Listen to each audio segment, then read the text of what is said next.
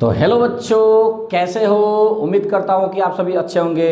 मैं हूँ आपके दिलीप सर और आप सभी का स्वागत है एक बहुत ही धमाकेदार वीडियो के साथ हमारे यूट्यूब चैनल शिक्षिक ज्ञान पर। साथियों, क्लास 10th के सीरीज का ये चौथा वीडियो होने वाला है। क्लास 10th के साइंस के अंतर्गत हम लोग फिजिक्स पढ़ रहे हैं और फिजिक्स का ये पार्ट 4 होने वाला है। जैसा कि आप सभी देख सकते हैं, बहुत ही मज़ा आने वाला है इस वीडियो में, तो इसलिए वीडियो में शुरू से अंत तक बने रहें और साथ में हमारे वीडियो को लाइक करें, हमारे चैनल को सब्सक्राइब करें और साथ में एक प्यारा सा कमेंट करें कि आप सभी कहाँ कहाँ से इस वीडियो को देख रहे हो, ताकि हमें भी पता चल सके कि हमारा वीडियो जो है कहाँ कहाँ तक पहुँच रहा है। साथियों, इसके पहले का जो 3 वीडियो है वो अपलोड हो चुका है हमारे यूट्यूब चैनल पर, जिसका प्लेलिस्ट बन चुका है, आप वहाँ से जाकर देख सकते हो। और ये पार्ट 4 होने वाला है, ये पार्ट 4 होने वाला है, बहुत ही मज़ा आने वाला है। साथियों, इस पार्ट में हम पढ़ेंगे क्या, तो हम जानेंगे प्रकाश के परावर्तन के नियम के बारे में। प्रकाश के परावर्तन के नियम के बारे में जानेंगे कि प्रकाश के परावर्तन का क्या नियम होता है, कितना नियम होता है, ठीक है, और इसे कैसे क्वेश्चन पूछता है बोर्ड एग्जाम में, ऑब्जेक्टिव क्वेश्चन में कैसे पूछता है, ये सब कुछ आज जानेंगे साथियों, ठीक है। तो अगर आप ये नहीं जानते कि प्रकाश के परावर्तन क्या होता है, प्रकाश का परावर्तन क्या होता है, जिसे रिफ्लेक्शन ऑफ लाइट कहते हैं, तो इस चीज़ को जानने के लिए आप सबसे पहले प्लेलिस्ट में जाइए। प्लेलिस्ट में जाकर प्रकाश के परावर्तन वाला वीडियो को क्या कीजिए, देखिए, तभी ये अच्छा से समझ में आएगा ये वाला वीडियो जो है। तो चलिए क्लास को शुरू करते हैं। साथियों, आज के इस वीडियो में हम जानेंगे कि प्रकाश के परावर्तन के क्या नियम होते हैं, ये जानेंगे।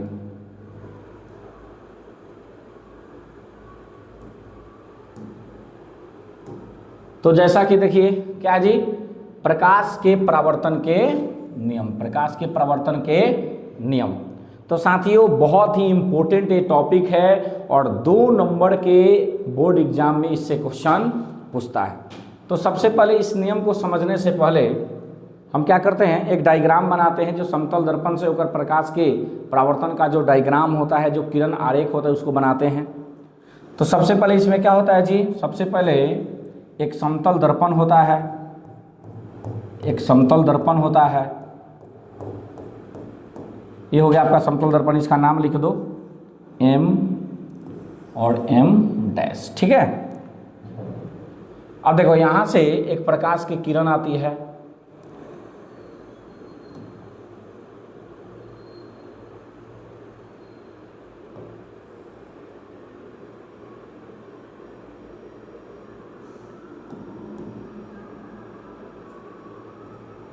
यहाँ से एक प्रकाश की किरण आती है। ये जो किरण होती है, इस किरण को क्या कहते हैं जी, आपतित किरण कहते हैं। और इस बिंदु पर टकराने के बाद इस बिंदु को हम क्या कहते हैं जी, आपतन बिंदु कहते हैं, पॉइंट ऑफ इंसिडेंस कहते हैं। यहाँ टकराने के बाद यह किरण पुनः जिस माध्यम से आई थी उसी माध्यम में क्या होती है, वापस लौट जाती है। और इन दोनों किरणों के बीच में एक काल्पनिक रेखा होता है, जो दर्पण के साथ 90 डिग्री का क्या करता है जी, कोण बनाता है। इस काल्पनिक रेखा का अगर हम नाम लिखना चाहें तो N, और इस बिंदु को हम O कहते हैं। इसको मान लो, इसको A लिख देते हैं, इसको क्या लिख सकते हैं जी, B लिख सकते हैं। तो देख सकते हो, समतल दर्पण से प्रकाश के परावर्तन का जो डायग्राम होता है, सिंपल सा डायग्राम है, ठीक है। इसको थोड़ा सा अच्छा से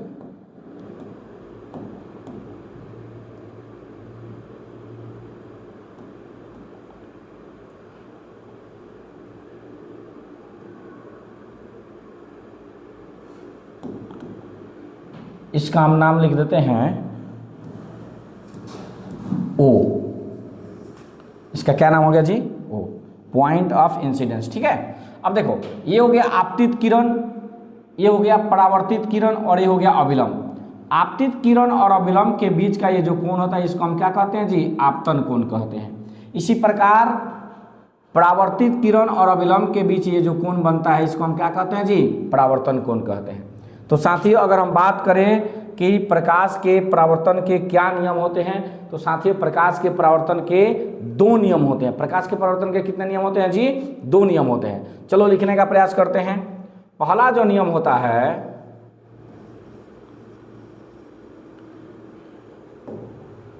पहला जो नियम होता है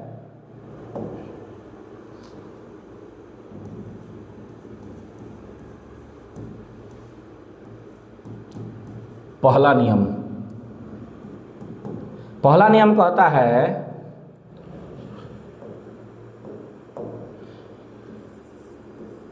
आपतित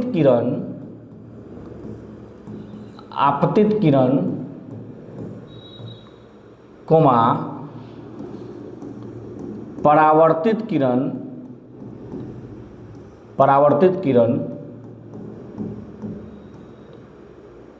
तथा आपतन बिंदु पर डाला गया अभिलंब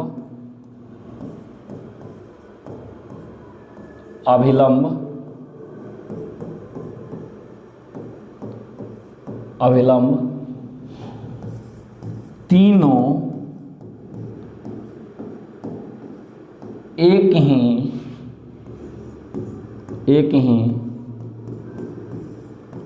बिंदु पर होते हैं।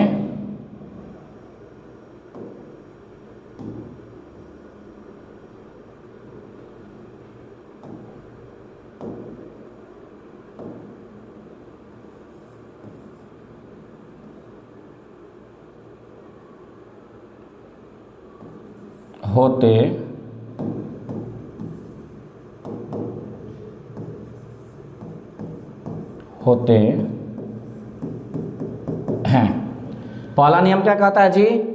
आपतित किरण, परावर्तित किरण तथा आपतन बिंदु पर डाला गया अभिलंब। देखो ये हो गया आपका आपतित किरण, ये हो गया परावर्तित किरण और ये हो गया अभिलंब। ये तीनों देखो एक ही बिंदु पर है। ये जो बिंदु दिखाई दे रहा है ना भाई, देखो आपतित किरण इसी बिंदु पर, परावर्तित किरण इसी बिंदु पर और अभिलंब भी क्या है? इसी बिंदु पर। क्या ये कभी ऐसे संभव है मान लो यहाँ आपतित किरण हो जाए, यहाँ परावर्तित किरण हो जाए और यहाँ अभिलंब हो जाए? क्या है ये तीनों अलग अलग बिंदु पर कभी संभव है? नहीं है। तो परावर्तन का जो पहला नियम कहता है यही कहता है कि आपतित किरण, परावर्तित किरण तथा आपतन बिंदु पर डाला गया अभिलंब तीनों क्या होते हैं? एक ही बिंदु पर होते हैं। यानी ये वाला किरण और ये जो अभिलंब डाला गया है, ये वाला अभिलंब, तीनों एक ही बिंदु पर होते हैं। ये तीनों कभी अलग बिंदुओं पर संभव नहीं हो सकते, ये आपका कभी संभव नहीं है। तो ये हो गया पहला नियम। चलिए दूसरा नियम जानते हैं। दूसरा नियम यहां लिख रहे हैं, दूसरा नियम। देखो दूसरा नियम क्या कहता है? दूसरा नियम कहता है कि यहाँ जो कोण बनता है आपतन कोण और यहाँ जो कोण बनता है परावर्तन कोण, ये दोनों आपस में क्या होते हैं जी? बराबर होते हैं। यानी आपतन कोण I का जो मान होता है परावर्तन कोण R के क्या होता है? बराबर होता है। यानी लिख सकते हो आप आपतन कोण का मान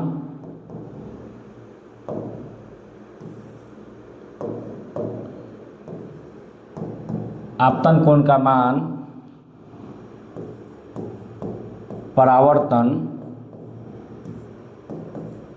कोण के बराबर होता है। यानी यहां जो कोण बनता है कोण I या कोण I कोण R के क्या होता है जी? बराबर होता है। यानी कहने का मतलब अगर यहाँ बनेगा 30 डिग्री तो यहाँ भी क्या बनेगा जी भाई? 30 डिग्री ही बनेगा। अगर यहाँ बनेगा 30 डिग्री तो यहाँ भी क्या होगा? 30 डिग्री ही बनेगा। यानी आपतन कोण का मान परावर्तन कोण के क्या होता है? बराबर होता है। अर्थात करके लिख सकते हो, अर्थात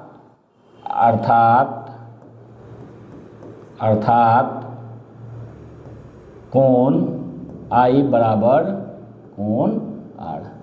यही जो होता है प्रकाश के परावर्तन का दूसरा नियम और सबसे इम्पोर्टेंट नियम होता है। फिर से एक बार समझो। पहला नियम क्या कहता है? आपतित किरण, परावर्तित किरण तथा आपतन बिंदु पर डाला गया ये जो अभिलंब होता है ये तीनों एक ही बिंदु पर होते हैं। ये कभी अलग अलग, यानी आपतन कोण यहाँ, परावर्तन कोण यहाँ और अभिलंब यहाँ, ये कभी संभव नहीं है, ये कभी संभव नहीं है। और यहाँ जो कोण बनता है आपतन कोण, यहाँ जो कोण बनता है परावर्तन कोण, ये दोनों का होते हैं आपस में बराबर होते हैं। ठीक है, अगर यहाँ 30 डिग्री का कोण बनेगा तो यहाँ भी 30 डिग्री, यहाँ अगर मान लो 50 डिग्री का कोण बने तो यहाँ भी क्या होगा 50 डिग्री का कोण बनेगा। यहाँ मतलब जितने डिग्री का कोण बनेगा यहाँ भी क्या होगा उतना ही डिग्री का कोण बनेगा। तो ये होते हैं प्रकाश के परावर्तन के कितने नियम होते हैं जी, 2 नियम। ऑब्जेक्टिव टाइप क्वेश्चन में पूछता है कि प्रकाश के परावर्तन के कितने नियम होते हैं। ऑब्जेक्टिव टाइप क्वेश्चन में पूछेगा प्रकाश के परावर्तन के कितने नियम होते हैं, तो ऑप्शन ए देगा आपको, ऑप्शन ए देगा 3, बी देगा 4, सी देगा 2 और आपको दे सकता है डी 1। तो किस पर टिक लगाओगे जी, किस पर टिक लगाओगे, ऑप्शन सी पर लगाओगे। ये क्वेश्चन पूछता है कि प्रकाश के परावर्तन के कितने नियम होते हैं। तो साथियों उम्मीद करता हूं कि आज का यह वीडियो आपको पसंद आया होगा। अगर वीडियो पसंद आया है तो वीडियो को लाइक करें, हमारे चैनल को सब्सक्राइब करें और साथ में बेल आइकन को दबा दें ताकि आने वाले नए नए वीडियो का नोटिफिकेशन आप तक पहुंच सके। चलिए इस वीडियो को शेयर कीजिए। बहुत बहुत धन्यवाद। जय हिंद, जय भारत।